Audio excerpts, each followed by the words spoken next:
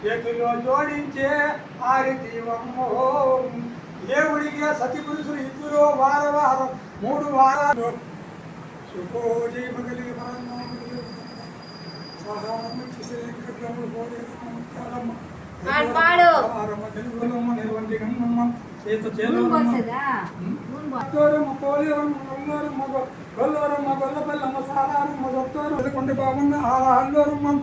కోలమ్మ గారి సుఖోజీమన కోరి నీ సతీ పురుషులు నీ పాలలు నీ పిల్లలు బిడ్డలు నీ కుటుంబం సరళగా ఉందా కలియోగమన వేరుతాడు బలం పోలేరమ్మ అనుకున్న బాబమ్మ